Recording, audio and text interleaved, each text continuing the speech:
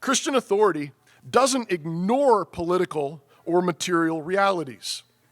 Sometimes you hear Christians talk and they say, they get to this part in the story, Jesus has authority, and then they immediately will say, but it's spiritual.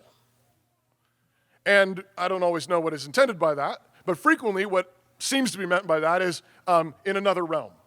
It's authority, but it's authority in another realm.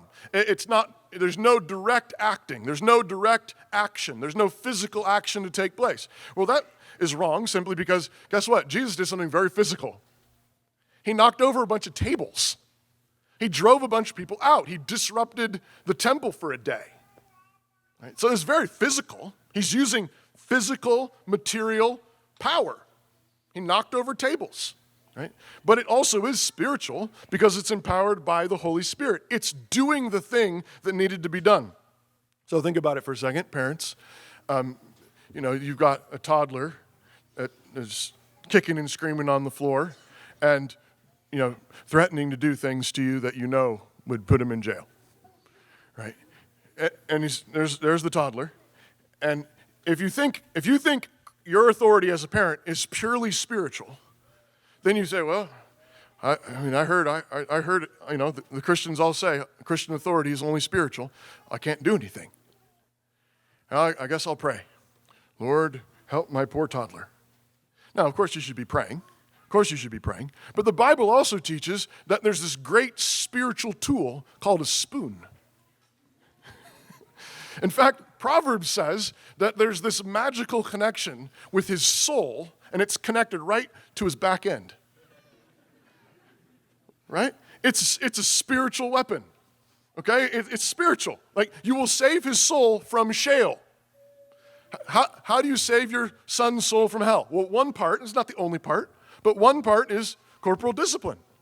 That is a spiritual weapon. And it's physical and it's material. But the reason why it's spiritual is because it's obedient to God. If it's obedient to God, then it's empowered by the Holy Spirit. That's what makes it spiritual. It's because it's obedient to God. It's doing what God requires of you in that moment. And so the same thing goes for a police officer who arrests a criminal. If there's a crime taking place and the police officer sees it and stops the crime, guess what? That is spiritual authority.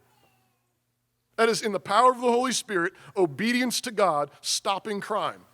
It's glorious. That's true authority, and it's true friendship.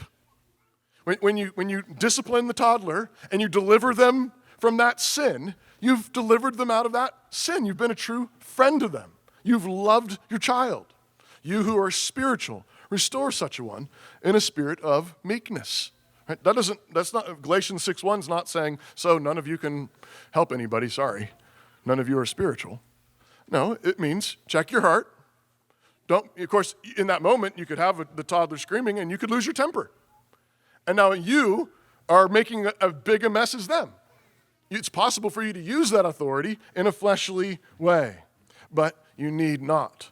You ought to obey the Lord and use it for true friendship.